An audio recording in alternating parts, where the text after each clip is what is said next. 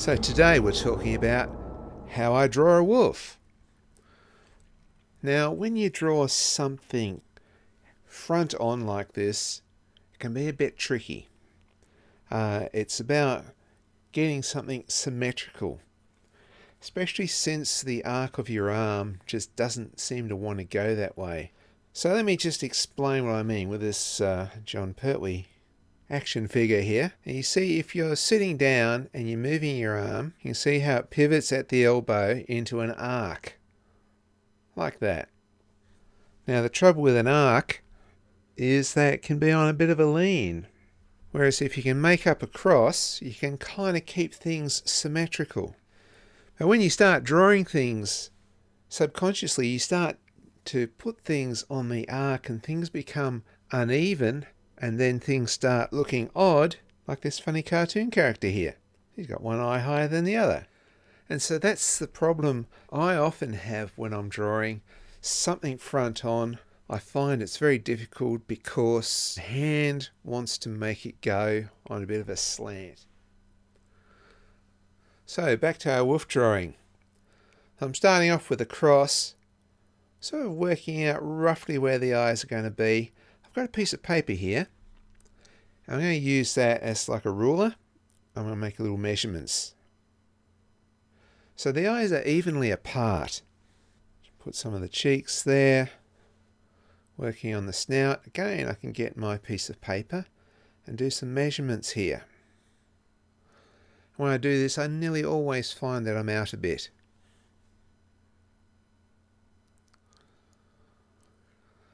So the other thing I can do with measuring is I can measure that and look at the wolf and think it's roughly about there. And see the way the fur is, it's almost like a diamond shape.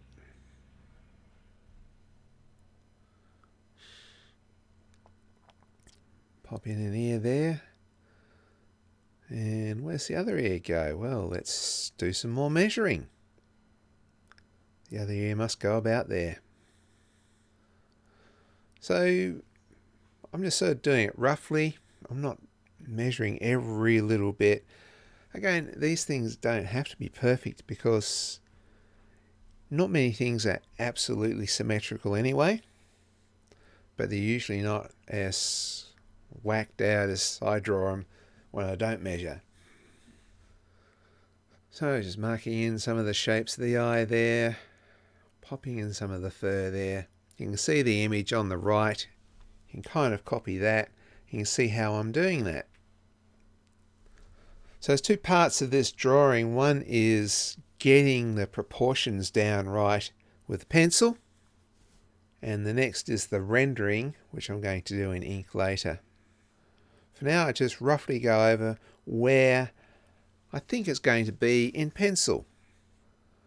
Doing some details on the snout there with a split upper lip and slight little bit of a lower jaw. A lot of that's in shadow, so it's not too important. Again, with this pencil, I'm just sort of marking in where I think I'm going to put the ink. It's kind of like practice go. Because I want to do it fast, I'm putting the pencil to the side. I can shade twice as fast when I do that. One of the other things you can do to check to see if you've got it fairly symmetrical or if it's a little bit off is to look at it in a mirror. Even this one that I'm drawing, I can tend to see that the eye on the right hand side is a little bit higher than the one on the left. So it's something I'll probably fix when I do the inking. If anybody's drawing along with this, you can sort of copy the picture on the right, and on the left you can sort of see how I'm doing it. And hopefully that's kind of helpful. Okay, time to pop some ink on here. I'm using a small liner brush, roughly popping in where the eyes are going to be. Inking's a very personal thing. It is like a signature. You've seen my videos before, you know that I bang on about that a lot. That is very much like a signature. The way you ink is very much your own style. you ink like nobody else. You can copy other people, you can attempt to do the same strokes, but at the end of the day, it becomes your very own original art. What I'm doing here is layering up lots of detail in the shady area. So I'm building up a texture by lots of little strokes. If you haven't got a fine liner brush like I've got here or Indian ink, you might feel more comfortable using a marker pen of some description. It's interesting, I actually struggle with marker pens. I'm actually better with nibs and paint brushes because I've been using them for 30 years. I have tried using marker pens, and sometimes they're good to, if you was to carry them on a bus or a plane or something like that, but when I'm in my home studio, I'd rather just use Indian ink. I just like the way it flows. I like a paintbrush because it's very free-flowing sort of a thing, but you can also get fine detail with the paintbrush as well. So when I decided to do a picture of a wolf, I kind of think they're cool. I'm not a big fan of dogs. I don't like dogs that much. I think the dogs like, say, German Shepherds and Huskies and things like that are kind of cool because they're a bit more like a wolf.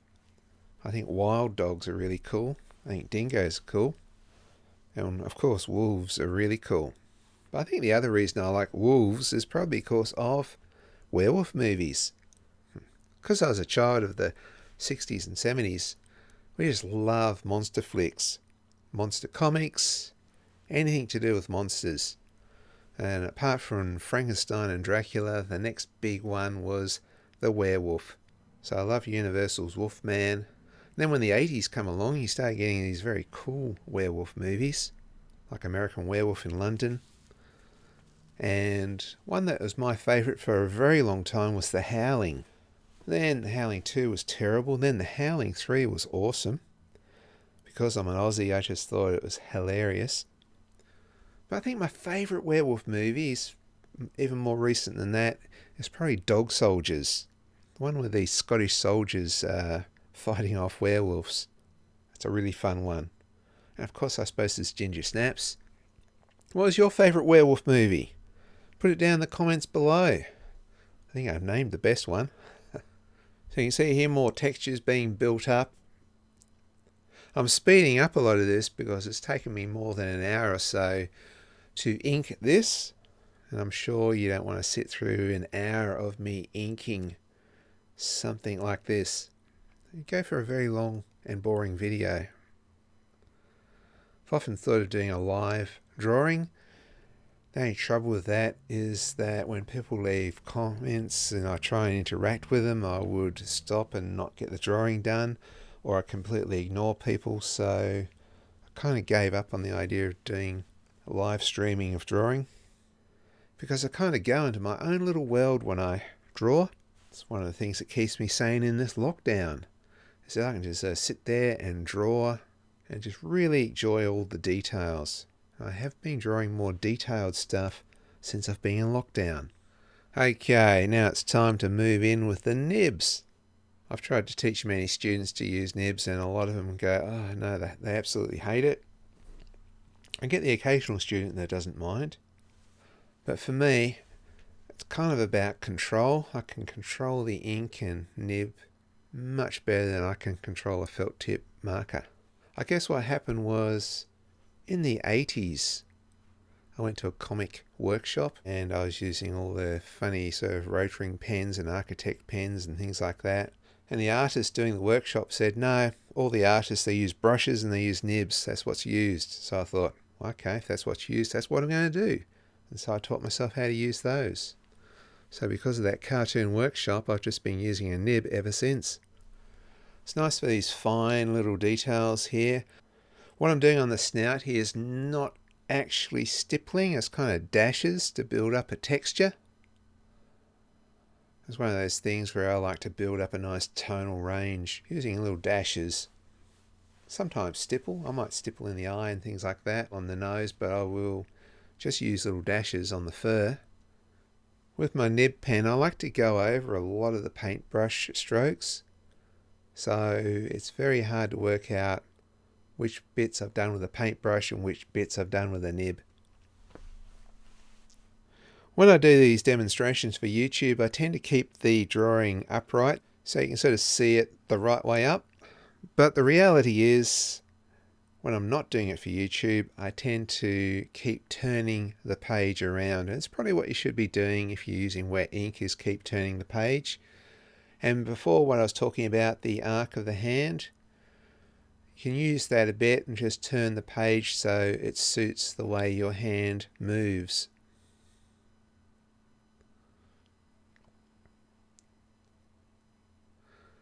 And so what I'm doing now is just filling in a few gaps to get more of an even grey there. Okay, next I'm going to drop a little bit of watercolour on here. It's the Grey Wolf. What I'm using mostly is Payne's Grey, so I'll pop down some water first. I always have it well watered down. So I'm popping the Payne's Grey in the darkest part, and then I'll just add water to that to blend it through the fur. So this is one of the watercolour techniques. Go to the darkest bit, add water, and just feather it out to a lighter part.